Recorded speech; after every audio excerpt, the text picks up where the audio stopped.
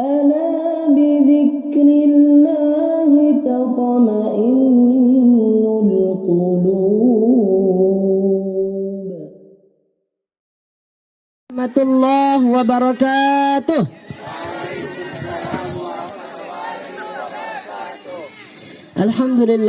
Alhamdulillahi rabbil alamin. Assalatu wassalamu ala asyrafil anbiya'i wal mursalin wa ala alihi wa sahbihi rasulillahi ajma'in. Asyhadu an la ilaha illallah wahdahu la syarika lah wa asyhadu anna Muhammadan abduhu wa rasuluh. Allahumma faqihna fid din wa 'allimna at-ta'wil. Qalu subhanaka la 'ilma lana illa ma 'allamtana innaka antal 'alimul hakim. فقال الله تعالى في كتابه الكريم بعد أعوذ بالله من الشيطان الرجيم بسم الله الرحمن الرحيم ادعوا إلى سبيل ربك بالحكمة والموعظة الحسنة وجادلهم بالتي هي أحسن.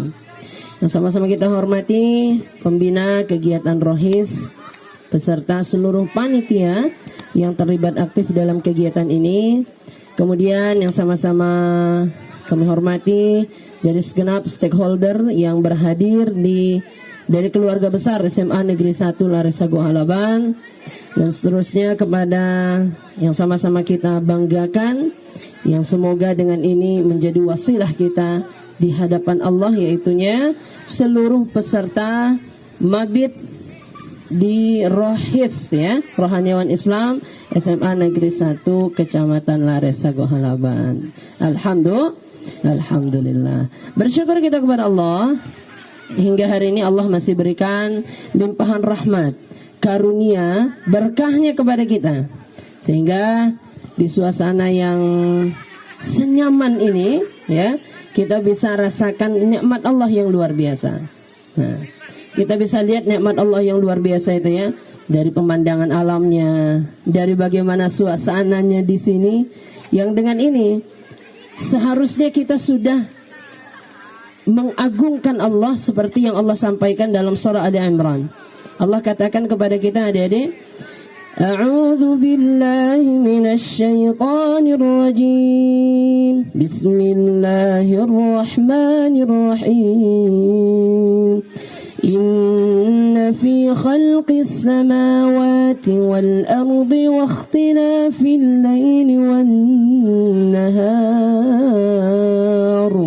la ayatin li ulil albab.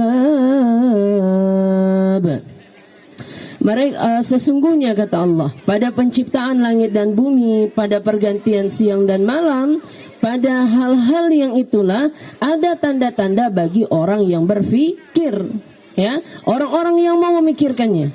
Nah, berarti kalau dengan segala yang Allah berikan ini kita belum bersyukur, kita belum berpikir, maka Allah akan pertanyakan lagi, sudah kemana pikiran yang diberikan Allah kepada kita? Nah, oleh karena itu kita bersyukur kepada Allah dengan mengucapkan Alhamdulillah.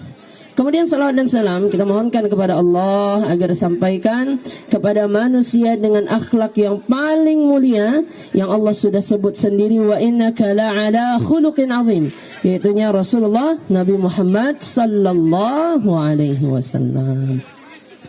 Oke, alhamdulillah adik-adik kita bisa bertemu pada siang hari ini, ya. Gimana, sehat semuanya? Alhamdulillah sehat, ya. Dari jam berapa di sini tadi? Dari jam berapa? 10. Sekitaran jam 10. Oh, Masya Allah. Kegiatan kita direncanakan sampai besok, ya? Sampai besok, betul? Insya Allah.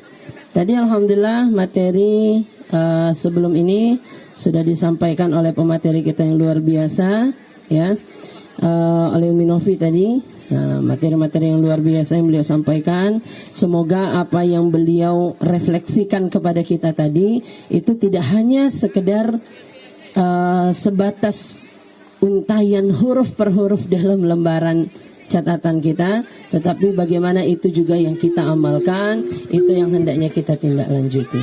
Oke. Pada kesempatan ini, pertama, sebagaimana yang sudah dikenalkan Kak Rahmat tadi ya, yang berbicara di depan adik-adik ini, siapa namanya? Siapa tadi? Panggilnya Bang Imam aja ya, Akhlakul Imam. Alhamdulillah, tadi kita sudah dibacakan ya tadi CV-nya ya.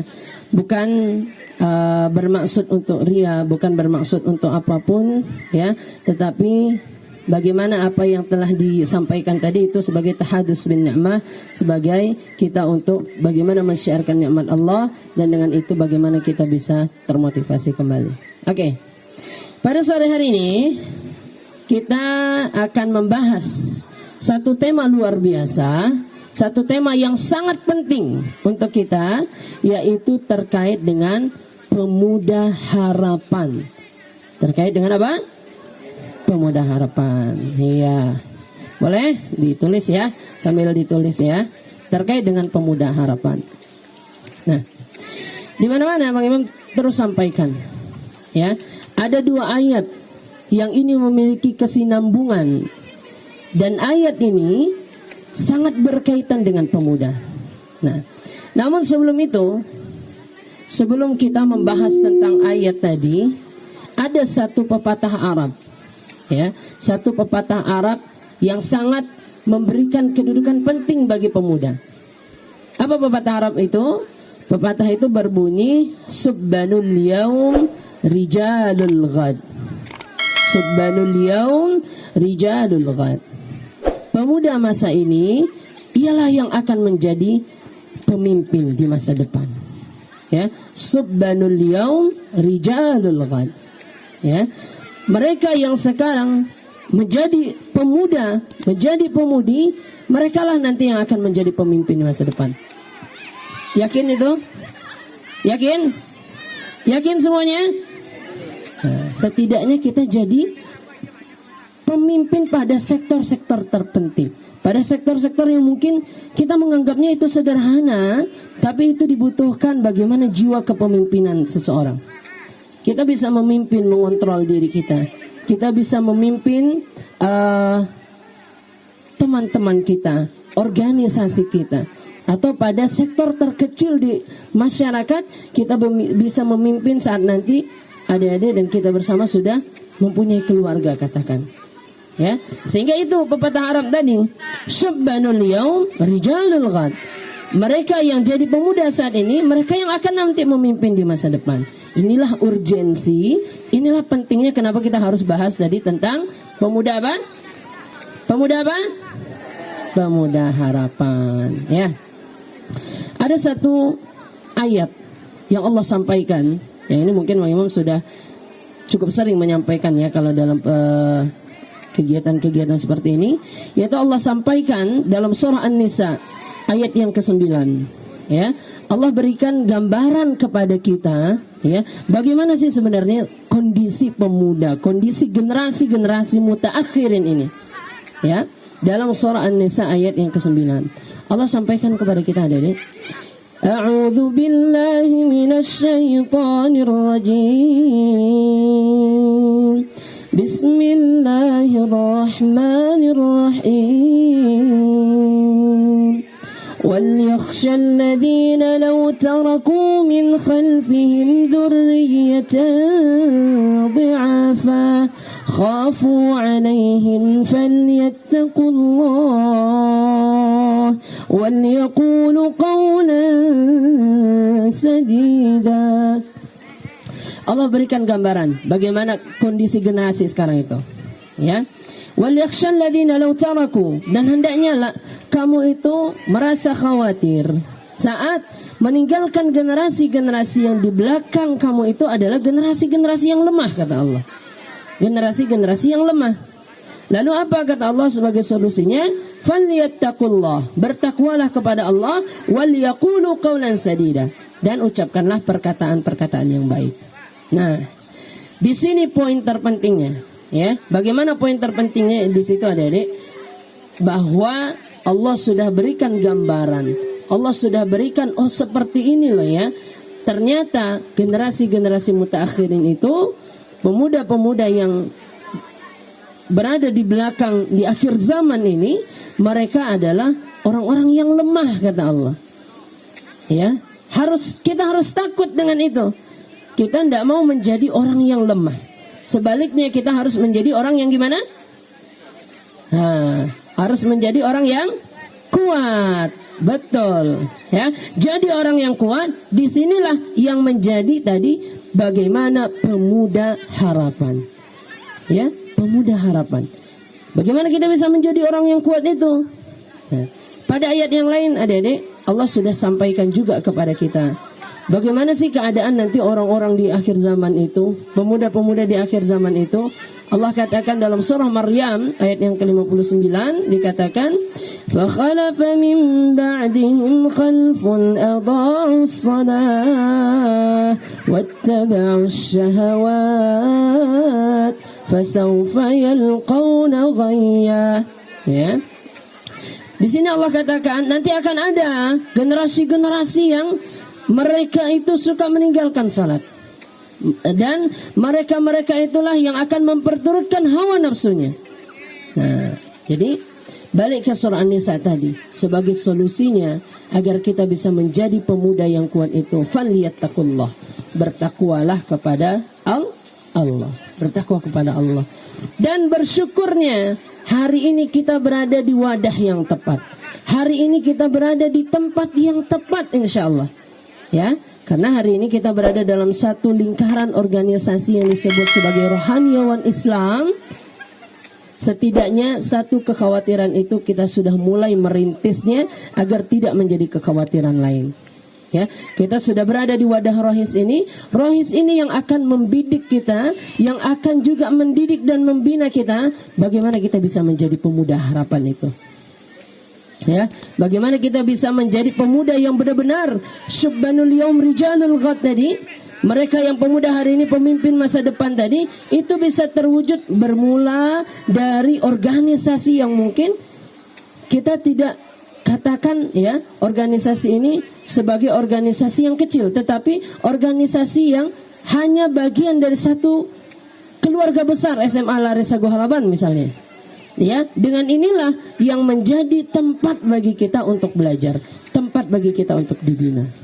Nah, silah hadirin dan teman-teman semua, bahwa yang disebut sebagai pemuda harapan saat mereka mampu dan mau untuk selalu dibina, untuk selalu dinasehati, ya, untuk selalu diberikan arahan-arahan.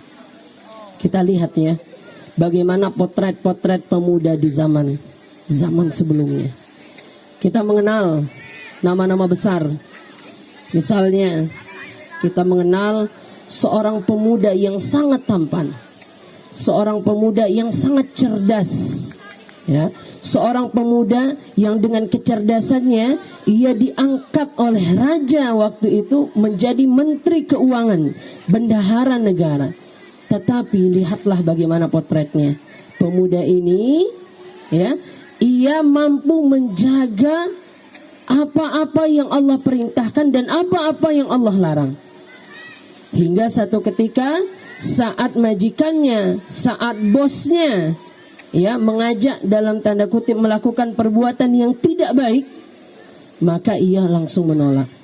Dipaksa, dia menolak. Sampai diancam masuk penjara, malah dikatakan bahwa penjara lebih disukainya. Rabbis sijni ahabbu ilai mimma tad'unani. Bahwa saya lebih mencintai penjara dibandingkan harus melegalkan perbuatan itu. Siapakah dia? Ayo, siapa ya? Dia pemudanya sangat tampan nih. Dia pintar. Jadi bendahara negara, ya. Siapa? Tapi saat diajak oleh Allah, saat diajak oleh bosnya untuk melakukan perbuatan yang ingkar kepada Allah, dia menolak. Nah, siapa? Betul. Ialah Nabi Yusuf alaihi salam. Ini salah satu contoh potret pemuda tadi. Nah, balik ke ayat yang tadi ya. Mereka itu memperturutkan hawa nafsunya, wattaba'us syahawat. Kita lihat potret pemuda zaman lalu, mereka tidak mau melakukan itu. Ya, mereka menghindari itu semua. Nah, ini baru satu contoh potretnya. Ada yang kedua nih, ya, ada pemuda-pemuda yang mereka dikatakan memiliki keimanan yang kuat, sehingga Allah memberikan petunjuk kepadanya. Ada yang tahu? Sampai-sampai dengan keimanan itu, saat mereka di seluruh itu disuruh untuk menyembah kepada raja yang ada, mereka tidak mau. Akhirnya mereka melarikan diri. Sampai Allah tidurkan mereka selama 300 tahun, 309 tahun. Siapa namanya? Kita mengenal itu yang paling kita kenal. Bagaimana Ashabul Kahfi. Ya, Allah katakan dalam surah Al-Kahfi ayat 13 itu. Innahum fityatun amanu birabbihim wa zidnahum huda. Innahum fityatun amanu. Mereka lah pemuda-pemuda yang dia beriman kepada Allah. Wa zidnahum huda. Maka Allah berikan tambahan petunjuk kepadanya. Nah, ini baru dua potret nih pemuda harapan. Kita lihat pertama Nabi Yusuf alaihissalam. Kita lihat yang kedua yaitu pada kisah Ashabul Kahfi. Pemudinya gimana? Ada satu pemudi luar biasa yang dia mendedikasikan dirinya untuk agama Allah, yang mendedikasikan segala kehidupannya untuk agama Allah. Dan itu ternyata pemudi yang seperti itu sudah direncanakan dan sudah didoakan oleh Allah, ya. Sudah memang direncanakan dan orang tuanya sangat mensupport waktu itu. Malah sampai-sampai saat si anak ini masih dalam kandungan, ya, si anak ini masih belum lahir nih, orang tuanya sudah berkata, seandainya anak ini lahir, akan saya dedikasikan, akan saya benar-benar fokuskan dan bidik dia untuk dia bisa menjadi seorang yang berguna bagi agama. Pemudi, bukan pemuda, yang akhwat nih. Siapa kira-kira? Ya, ini Allah sampaikan doa orang tuanya. Bagaimana orang tuanya bernadar saat anak ini lahir, ia akan dedikasikan untuk agama Allah. Yaitu dalam surah Ali Imran ayat yang ke-35. إذ قالت امرأة عمران رب إني نذرت لك ما في بطني محررا فتقبل مني إنك أنت السميع العليم. Nah, dia seorang pemudi, didoakan oleh orang tuanya seperti itu dengan harapan yang lahir adalah seorang pemuda, sehingga bisa bertindak lebih bebas lagi dalam berdedikasi kepada agama. Tetapi yang lahir ternyata seorang perempuan, yang lahir ternyata adalah seorang pemudi, ya, dia perempuan beranjak ke masa dewasanya, ya, sampailah ia benar-benar mendedikasikan dirinya untuk agama Allah, tidak mau keluar dari satu tempat, satu mihrab yang di situ dia berzikir kepada Allah, sampai-sampai Allah yang menurunkan hidangan kepadanya. Siapakah kira-kira? Betul, yaitu Maryam. Ya, Maryam ini juga bagaimana sosok pemudi luar biasa. Ya, jadi kita tidak ada bias gender di sini. Baik ia seorang ikhwan yang rijal laki-laki ataupun nisa, ya. Bagaimana sekarang semua kita itu bisa, kita sama-sama bisa dan berpeluang untuk tetap berdedikasi dengan agama Allah agar kita tadi menjadi pemuda dan pemudi harapan. Nah, nih potret yang ketiga. Ada juga yang keempat. Nah, sekarang kita cerita dulu aja, ya. Nanti baru ceramahnya. Oke. Yang keempat, ada seorang pemuda, malah masih dikatakan anak-anak ya waktu itu. Ia sangat rajin, ia sangat bersungguh-sungguh dalam menuntut ilmu agama, sehingga, ya, Sehingga sampai-sampai beliau itu ingin mengkhatamkan membaca Al-Quran kurang dari 7 hari. Beliau ingin mengkhatamkan Al-Quran kurang 7 hari. Dilarang oleh Rasulullah. Kenapa? Takutnya karena dia masih anak-anak, dia masih belum bisa memahami. Akhirnya Al-Quran itu hanya dibaca saja, tidak bisa dipahaminya. Ya, sampai-sampai saat suatu ketika sesudah Rasulullah wafat, ayahnya menjadi salah satu khalifah. Lalu orang-orang melihat siapakah yang memang benar-benar bagus ini, yang bisa menyerupai akhlak pemimpin waktu itu atau akhlak ayahnya sendiri. Dia tegas, dia benar-benar luar biasa dalam bertindak, dia adil. Ya, siapa namanya? Ali bin Abi Thalib. Bisa jadi, cuma yang sekarang dimaksud bukan yang itu.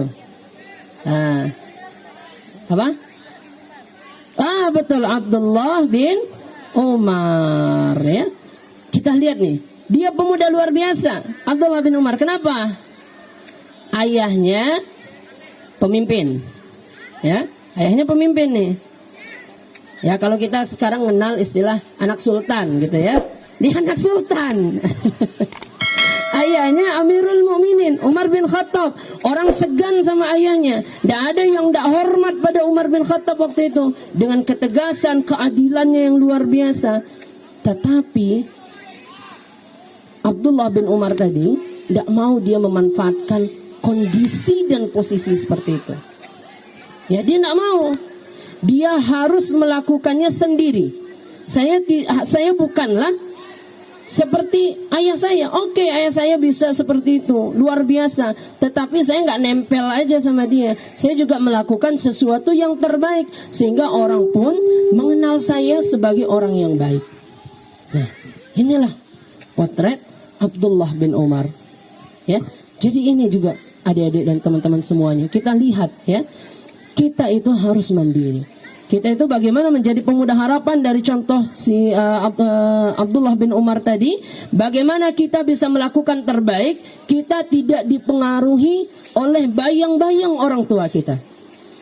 Ya, katakan orang tua kita memiliki satu jabatan, memiliki satu kedudukan, ya, atau memiliki satu power tertentu. Oke, itu orang tua kita. Tetapi bukan berarti kita memanfaatkan itu. Bukan berarti kita memanfaatkan untuk hal-hal yang negatif, tetapi itu yang kita manfaatkan untuk hal-hal positif. Nah, inilah potret-potret yang luar biasa. Siapa aja tadi udah berapa ya? Sudah berapa? Oke, bagus, sudah 4. Siapa saja? Nabi Yusuf. Kemudian? Ashabul Kahfi. Yang ketiga?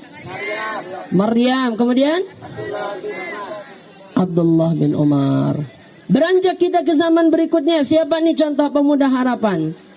Dia seorang pemuda, ya, yang dia sudah mulai menghafal Al-Quran, belajar Al-Quran, hingga ia sudah mampu menghafalkan Al-Quran. Belum genap usianya 8 tahun.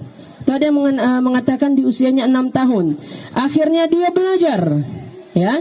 Dia pergi dari kampungnya bersama ibunya. Kampungnya di Palestina. Dia pergi ke kota Mekah. Dia pergi ke kota Mekah untuk belajar agama. Ya. Sampailah satu ketika di kota Mekah ini, ya, dia sudah belajar.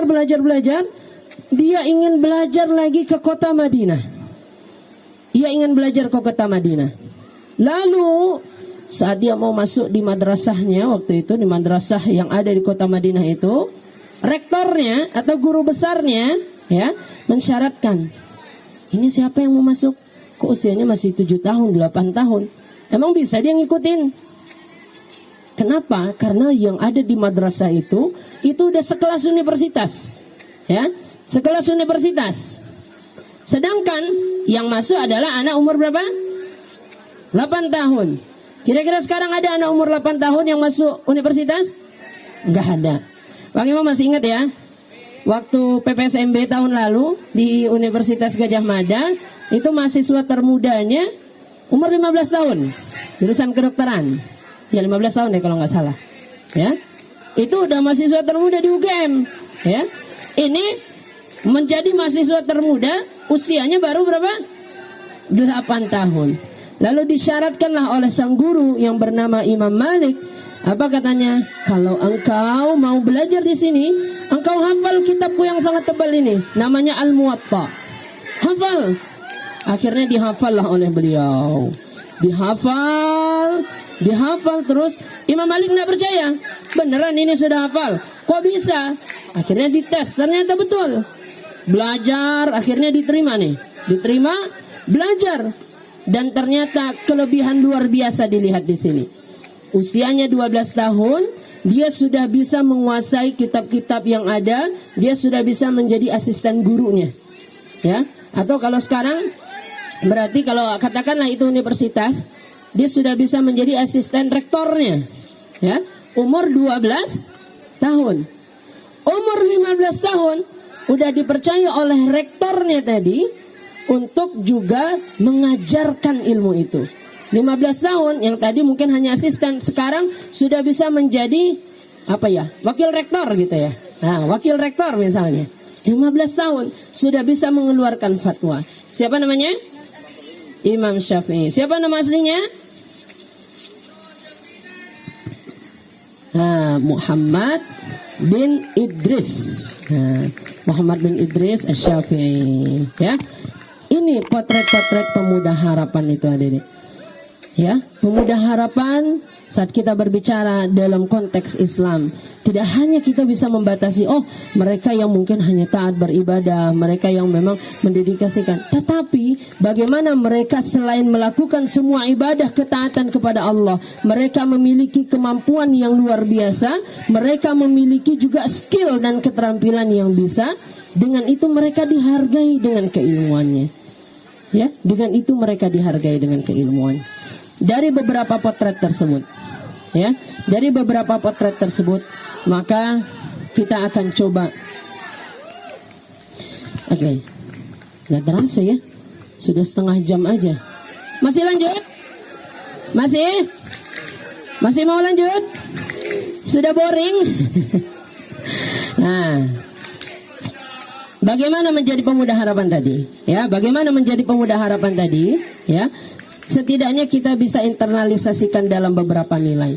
Yang pertama, dari potret-potret tadi kita lihat, saat kita mau menjadi pemuda harapan, maka yang harus kita lakukan adalah bagaimana kita membenarkan akidah dan keyakinan kita. Ya, meluruskan akidah dan keyakinan kita. Karena disinilah menjadi puncak dan kuncinya ini. Menjadi kunci dari segala yang tadi, segala kehebatan keluar biasaan yang kita lihat dari potret-potret tadi, ternyata mereka mempunyai akidah yang kuat. Gak mungkin Nabi Yusuf bisa menolak tawaran Zulaikha tadi saat dia akidahnya masih main-main. Ya, gak mungkin Ashabul Kahfi, pemuda-pemuda itu rela dia lari masuk ke gua kalau dia tidak punya keimanan yang luar biasa. Oke, nggak mungkin juga Maryam mampu bertahan puluhan tahun di mihrabnya menyembah Allah, beribadah kepada Allah kalau tidak ada keyakinan dan akidah yang benar. Begitu juga tidak mampu seorang anak kecil Muhammad bin Idris, Imam Asy-Syafi'i rahimahullah, mampu dia melakukan hal-hal luar biasa itu saat tidak ada akidah dan keimanan yang kuat. Maka yang pertama, ya, menjadi pemuda harapan, kita membenarkan akidah dan keyakinan kita. Ya, akidah dan keyakinan kita. Bagaimana saat kita mengatakan, saya beriman, ya, saya melakukan ini, saya percaya sama Allah. Tetapi bagaimana kata Allah ciri-ciri orang beriman itu? Orang-orang yang memiliki keyakinan yang kuat itu, Allah katakan misalnya dalam surah Al-Anfal ayat yang kedua. Apa Allah katakan? A'udzu billahi minasy syaithanir rajim. Innamal mu'minuna alladzina idza dzukirallah wajilat qulubuhum wa idza tuliyat 'alaihim ayatuhu zadatuhum imana wa 'ala rabbihim yatawakkalun. Nah, di sini Allah katakan sesungguhnya orang-orang yang beriman itu, ya, saat mereka mendengar nama Allah, saat mereka didengarkan nama-nama Allah kepadanya, itu bergetar hatinya. Nah, ini bagaimana keimanan yang luar biasa itu. Saat mereka dibacakan ayat-ayat Allah, bertambah juga keimanannya. Wa ala rabbihim yatawakkalun, dan hanya kepada Allah mereka bertawakal. Nah, ini akidah. Akidah yang luar biasa itu seperti ini. Bagaimana kita memiliki keyakinan, kita memiliki bagaimana kepercayaan dan komitmen kita benar-benar tinggi. Ya, jangan sampai akidah kita, mohon maaf, hanya mungkin dibeli dengan beberapa rupiah saja. Bagaimana kita saat mungkin diiming-imingi sesuatu, akhirnya kita melakukan perbuatan-perbuatan yang dilarang oleh Allah. Na'udzubillah. Ya, katakanlah kita sedih ya melihat bagaimana kondisi-kondisi saat mungkin diiming-imingi dengan materi yang mungkin tidak terlalu besar, ya, tetapi akidahnya tidak kuat. Akhirnya mohon maaf ya, ia bisa menjual bagaimana harga dirinya, menjual kemaluannya. Nah, di sini akidah itu dipertanyakan, beneran sudah punya akidah yang kuat atau belum? Itu poin pertama nih dari kisah-kisah tadi. Poin kedua yang kita bisa perhatikan menjadi sosok pemuda harapan itu, bagaimana kita mampu untuk menuntut ilmu. Dan saat kita menuntut ilmu itu tidak hanya sekedar kita ingin untuk mendapatkan teoritisnya saja, tetapi jauh dari itu kita harapkan dengan ilmu itu Allah akan angkat derajat kita. Nah, ya, jadi ini konsep menuntut ilmu itu. Bagaimana saat kita menuntut ilmu, apakah kita hanya mengharapkan bagaimana laporan yang baik, atau bagaimana saat ijazah kita, katakanlah kita dengan nilai terbaik seperti itu. Bagus kalau kita berpaham seperti itu, bagus. Tetapi saat kita tidak landasi dengan sebuah keikhlasan, maka dengan itu pula lah apa yang kita tuntut itu akan sia-sia saja. Ya, akan sia-sia saja. Nah, ada satu apa ya, bisa dikatakan jokes ya, yang semoga kita tidak mengalami itu. Ada yang disebut dengan STIH, ya, sekolah tamat ilmu habis. Ya, jangan seperti itu. Balik kepada keikhlasan menuntut ilmu tadi. Jangan kita menjadi STIH tadi. Sekolahnya selesai tapi tidak ada ilmu yang kita bisa ambil. Ya. Nah, bagaimana menuntut ilmu ini? Yang tadi kita sudah sampaikan ya, bahwa harus dengan keikhlasan yang luar biasa. Ya, harus dengan keikhlasan dan kepercayaan yang luar biasa. Bahwa dengan ini kita bisa menjadi pemuda yang lebih baik. Dengan ini kita bisa menjadi orang-orang yang mau berguna di masyarakat. Kita sudah tahu keutamaan-keutamaan menuntut ilmu. Katakanlah dalam surah Al-Mujadalah Allah katakan, yarfa'illahu alladhina amanu minkum walladhina utul ilma darajat. Allah akan tinggikan derajat mereka yang beriman kepada Allah dan orang-orang yang menuntut ilmu. Orang-orang yang menuntut ilmu. Pada hadis-hadis yang lain kita temukan sabda Rasulullah, "Man salaka tariqan yaltamisu fihi ilman sahalallahu laka tariqan ilal jannah." Barang siapa yang ia keluar menuntut dan menuntut ilmu, menapaki jalan-jalan ilmu, maka dengan itu Allah akan permudah jalannya menuju surga. Ini keutamaan-keutamaannya. Kita sudah mungkin paham, ya. Tetapi bagaimana hakikat ilmu ini? Hakikat ilmu ini dapat kita selaraskan, ya, dapat benar-benar kita pahami. Termasuk juga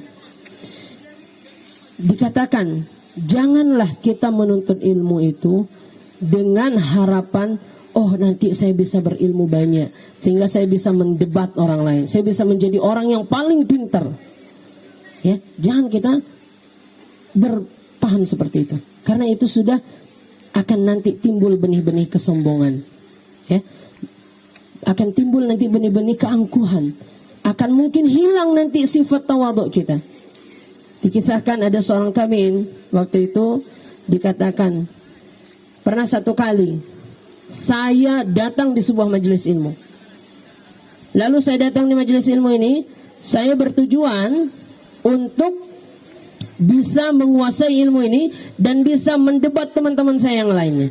Saya bisa menjadi orang yang terhebat di sini. Akhirnya apa kata tabi'in ini? Ternyata bukan itu yang saya terima. Ternyata bukan itu yang saya dapati. Semakin saya mempunyai perasaan itu, semakin saya dihinakan. Semakin saya membesarkan perasaan salah itu, semakin saya direndahkan. Nah, jadi disinilah adik-adik dan teman-teman semua, bagaimana kita bisa memahami esensi ilmu itu. Bisa kita memahami bagaimana hakikat menuntut ilmu itu. Kita juga hendaknya selaraskan bagaimana kecerdasan kita secara intelektual, kita bagus. Tetapi juga kecerdasan secara spiritual dan emosional. Semuanya kemarin sudah terima rapor kah? Alhamdulillah. Ada yang naik kelas? Alhamdulillah. Yang turun kelas ada? Gak ada. Ya, alhamdulillah naik kelas. Bagus nilainya? Alhamdulillah. Usaha sendiri? Alhamdulillah. Dibantu siapa? Dibantu Google, ya. Kalau bantu Google-nya, kalau Bang Imam ya emang harus dibantu Google, ya. Misalnya gini, kita mau buat sebuah artikel, gitu kan? Untuk kita bisa menjangkau pemahaman yang lebih luas, perspektif yang banyak dari berbagai sudut pandang, oke, kita cari berbagai literatur. Tapi bukan berarti dengan itu mentah-mentah. Itu yang kita masukkan, kita olah dulu, gitu kan? Itu nggak apa-apa, berarti itu kan sebuah hal positif. Tetapi yang nggak benernya, pakai misalnya, mohon maaf, Brandly misalnya gitu ya. Biasanya rata-rata di Brandly setiap apa yang kita tanyain pasti ada kan? Ya, nah, kalau itu nggak apa-apa lah. Kalau kita mungkin, oh ini jawabannya begini nih. Nanti kita cari sumber lain, seperti itu. Ya nggak apa-apa. Tapi bukan dalam konteks itu ujian ya. Kalau kita dalam konteks belajar ya silahkan gunakan itu. Nah, ini balik lagi kepada esensi tadi menuntut ilmu. Kita mau menuntut ilmu hanya ingin dinilai secara numerik saja, atau kita ingin menuntut ilmu itu benar-benar kita menuntut ilmu itu menjadikan kita pribadi yang lebih baik. Nah, itu ya. Yang kedua, bagaimana menjadi pemuda harapan, kita pahami esensi kita menuntut ilmu itu seperti apa. Ya. Nah, ini alhamdulillah. Alhamdulillah dengan wadah-wadah seperti ini, tempat untuk kita menuntut ilmu agama itu lebih banyak lagi. Ya, karena yang fardu ain itu adalah ilmu agama. Ilmu yang lain penting. Cuma hukumnya tidak fardu ain, fardu kifayah. Ya, kenapa fardu ain? Karena setiap kita pasti akan bersinggungan dengan keadaan-keadaan agama, dengan hal-hal yang itu mengacu kepada kondisi religius kita. Nah, itu makanya fardu ain. Tetapi yang lain dianggap fardu kifayah. Nah, sehingga alhamdulillah nih sekarang kita di sini bisa sama-sama menuntut ilmu agama. Oke, itu yang kedua. Yang pertama tadi apa? Yang nilai-nilainya, bukan cerita-ceritanya. Waduh. Apa yang pertama? Membenarkan akidah dan keyakinan. Yang kedua, menuntut ilmu dan memahami bagaimana esensi menuntut ilmu tersebut. Lanjut. Masih mau lanjut? Nggak semangat nih. Masih mau lanjut? Semangat semuanya? Takbir. Masya Allah. Ketiga, yang menjadi rawan dari seorang pemuda itu, yaitu ia melakukan perbuatan maksiat. Jadi seorang pemuda harapan, seorang pemuda yang kita inginkan menjadi pemuda luar biasa, maka di waktu-waktu mudanya ini jauhi maksiat. Ya, jauhi maksiat. Karena dengan itulah adik-adik dan teman-teman semuanya, ilmu yang kita dapatkan tadi akan Allah tutupi. Ilmu yang kita sudah tuntut tadi Allah sirnakan kembali. Kita mengenal syair Imam Asy-Syafi'i. Apa kata Imam Asy-Syafi'i? Syakautu ila waqi' su'a hifdzi. Aku mengadu kepada guruku tentang buruknya hafalanku. Lalu apa kata gurunya? Fartadani ila tarkil ma'asi. Farsyadani ila tarkil ma'asi. Hendaknya kamu jauhi perbuatan maksiat. Fa innal ilma nur wa nurullah la yahdi lil 'asi. Karena sesungguhnya ilmu itu adalah cahaya, dan cahaya itu tidak akan mampu menembus hati-hati yang di dalamnya penuh dengan maksiat. Nah, ini nih syair Imam Asy-Syafi'i itu. Syakautu ila waqi' su'a hifzi, farsyadani ila tarkil ma'asi, fa innal ilma nur wa nurullah la yahdi lil 'asi. Ya, bagaimana saat Imam Asy-Syafi'i, seorang yang kita bahas tadi, siapa nama Imam Asy-Syafi'i nama aslinya? Muhammad bin Idris tadi. Dia yang punya kemampuan luar biasa, tetapi satu maksiat yang dilakukannya bisa menghambat segala ilmu-ilmu yang mungkin sudah diraihnya. Ya, beliau melakukan katakanlah satu perbuatan maksiat, melihat aurat seorang akhwat, dan itu nggak sengaja, bukan disengaja, nggak sengaja terlihat, ya. Akhirnya hilang hafalannya 1000 hadis. Ya, waktu itu Imam Asy-Syafi'i lagi jalan-jalan gitu kan. Kayak sekarang nih ada angin-angin. Nah, ada akhwat di depannya. Tiba-tiba tersingkap roknya. Cuma nggak semuanya, betisnya doang. Betisnya doang. Itu pun Imam Asy-Syafi'i langsung memalingkan pandangannya. Langsung beristighfar kepada Allah. Dengan satu kesalahan saja hilang 1000 hadis hafalannya. Baru satu kesalahan tuh. Apalagi kalau udah berapa kesalahan yang kita perbuat selama ini, ya. Katakanlah dalam hal kita menjaga pandangan kita, sudah berapa yang mungkin kita tidak tanya yang yang tidak disengaja, yang sengaja. Yang sengaja ada? Mungkin pasti ada, ya. Nah, disinilah bagaimana kita bisa menjauhi maksiat. Nah, ada 2 kata, ya, yang ini bisa menjadi pemantik kita. Yang pertama ada yang disebut dengan kejahatan, yang kedua disebut dengan kenakalan. Kira-kira menurut adik-adik, mana dari 2 kata ini yang lebih parah, yang mana? Kejahatan apa kenakalan? Kejahatan apa kenakalan? Kenakalan. Kejahatan itu lebih parah.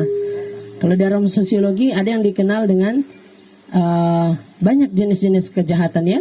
White collar crime, ya, blue collar crime, atau cyber crime sekalian. Kejahatan tadi disebut, ya. Ya. Kejahatan itu statusnya lebih tinggi dibandingkan hanya kenakalan. Contoh, ya. Ada anak-anak, katakanlah usianya masih 5 tahun, lalu dia bandel nih. Ya, dia bandel. Kalau dalam konteks bahasa Indonesia, ya, bukan dalam bahasa Minang. Kalau dalam bahasa Minang, ya, anak itu jahe, ya. Disebut gitu. Tapi kalau dalam konteks Indonesia sebenarnya kita mengenal itu jahat atau nakal? Nakal, ya. Tapi ada yang usianya katakanlah sudah 50 tahun, masih suka mencuri, masih suka mengganggu orang, disebut jahat apa nakal? Jahat. Nggak mungkin, ini kayak kakek masih nakal aja. Nggak mungkin gitu kan, ya. Nah, kenakalan dan kejahatan ini berkaitan dengan karakter kita, Dede. Karakter kita itu selalu berubah sesuai dengan apa yang kita lihat, apa yang kita perhatikan. Itu berpengaruh terhadap kognitif, afektif, dan behavioral kita. Ya, seorang yang disebut nakal itu secara tidak langsung, ya, ada suatu peluang di sana dia itu berubah ke arah yang lebih baik, itu lebih besar peluangnya dibandingkan dengan yang disebut dengan kejahatan. Kalau orang yang mungkin disebut nakal, ya, yang disebut kenakalan atau kita mengenal dalam istilah bandel misalnya gitu, ya, itu peluang berubahnya lebih banyak karena itu belum menjadi mungkin karakter yang tertanam secara lama. Tetapi kalau jahat itu bisa menjadi suatu karakter yang memang itu sudah melekat kuat di sana. Nah, kita lihat contoh tadi, nakal itu biasanya disebut untuk anak-anak, dewasa disebut dengan kejahatan, katakan. Lalu kalau remaja apa? Kalau remaja apa? Masih disebut kenakalan. Sehingga kita mengenal satu istilah yaitu kenakalan remaja. Kita jarang mendengar kejahatan remaja, ya. Nah, kita mengenal yaitu kenakalan remaja. Apa maknanya di sini?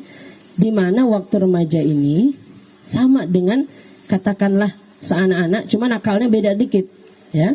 Kalau anak-anak nakalnya karena belum bisa mikir, ya, masih belum punya pemikiran yang bagus, ya. Sedangkan kalau remaja dia sudah bisa berpikir, Ya, tetapi kenapa masih terjadi kenakalan? Karena mungkin ia ingin mencoba hal-hal baru yang mungkin tidak didapatinya selama ini. Makanya disebut dengan kenakalan remaja. Tetapi dengan bahasa dan istilah kenakalan remaja ini menunjukkan ada satu peluang perubahan yang itu lebih besar, ya, karena masih belum sampai kepada tatanan ini karakter yang tertanam kuat. Balik kepada maksiat tadi, menjauhi maksiat, ya. Remaja-remaja yang bermaksiat itu sebenarnya masih sangat muda, masih berpeluang besar untuk dirubah menuju ke arah yang lebih baik, ya. Nah, dan disinilah, nah, kaitannya sama rohis nih. Disinilah peran rohis, disinilah bagaimana peran dakwah kita itu sangat dibutuhkan dalam berbagai bentuk, ya. Dakwah nggak hanya dakwah itu ceramah-ceramah, ya. Misalnya ada yang lagi kumpul-kumpul, katakanlah lagi ngerokok, tiba-tiba datang temannya, Assalamualaikum. Kira-kira diceramain gitu, gimana? Mungkin kita diusir, ya. Ya. Mungkin kita diusir, tapi bagaimana kehadiran kita itu dakwah yang sebenarnya. Kita mengajak orang untuk menjauhi perbuatan maksiat tadi. Teman-teman kita yang memang itu berada pada tatanan dan pantaran usia yang remaja, maka dengan berbagai cara kita bisa lakukan. Ya, dan rohis ini yang menjadi cikal bakal bagaimana kita mampu menggerakkan lingkungan kita agar menjauhi maksiat-maksiat tadi. Ya, menjauhi maksiat-maksiat tadi. Nah, dengan apa caranya? Allah katakan, nah ini berarti catatannya berarti maksiat, peran rohis, terkait di bawahnya peran dakwah. Ya, dakwah di mana Allah katakan cara berdakwah itu dalam surah An-Nahl ayat yang ke-125. Ud'u ila sabili rabbika bil hikmah. Ajaklah olehmu orang-orang itu ke jalan Rabbmu dengan hikmah. Wal mau'izatil hasanah wajadilhum billati hiya ahsan. Dengan baik-baik, ya, dengan kita tanpa memaksa. Kita mungkin boleh kita berpegang pada prinsip kita, tetapi bagaimana kita mendakwahkannya itu secara baik-baik, ya, dengan penuh hikmah. Nah, inilah metode dakwah yang sebenarnya. Mohon maaf, ya. Sekarang kita mungkin melihat bagaimana semangat orang berislam itu sudah sangat luar biasa. Tetapi hendaknya kita juga harus memahami saat seseorang itu sudah mulai dia paham Islam, sudah mulai paham agama, bagaimana cara menyampaikannya. Oke, kalau kita mau belak-belakan silahkan, tetapi kita harus perhatikan koridor yang baik agar dakwah kita tidak ditolak, dakwah kita diterima. Nah, dakwah kita diterima. Ud'u ila sabil rabbika bil hikmah, ya. Ajaklah orang-orang itu ke jalan Rabbmu dengan hikmah, dengan lemah lembut, bukan dengan kekerasan, bukan dengan paksaan, tetapi bagaimana dengan kelembutan itu kita mampu mendakwahi, kita mampu menjauhkan mereka dari perbuatan maksiat. Oke, sepertinya sudah masuk waktu asar, ya. Sesudah asar apakah agenda kita? Ya, iya sholat sesudahnya. Sesudahnya? Oh, pembukaan. Baik. Oke, ya. Mungkin hanya itu. Ya, tes. Nah, oke. Mungkin hanya itu, Dede. Ya, kita mungkin sedikit berikan satu konklusi, satu kesimpulan. Kita lihat tadi beberapa potret pemuda. Siapa-siapa saja tadi yang sudah disebutkan? Nabi Yusuf, ya. Ashabul Kahfi. Siapa lagi? Maryam. Abdullah bin Umar, Imam Syafi'i. Dari semua potret tadi, potret yang paling unggul tadi kelupaan kita menyebutnya, ya, karena mungkin kita sudah mengenal yang luar biasa, yaitu Rasulullah Sallallahu Alaihi Wasallam. Ya, ini potret pemuda yang sangat luar biasa dibandingkan dengan yang lain tadi. Ya, inilah potret-potret pemuda yang luar biasa itu. Beliau yang masih muda sudah digelari Al-Amin. Ya. Kemudian nilai-nilai yang kita bisa tarik dari potret-potret tadi apa yang pertama? Membenarkan akidah. Yang kedua,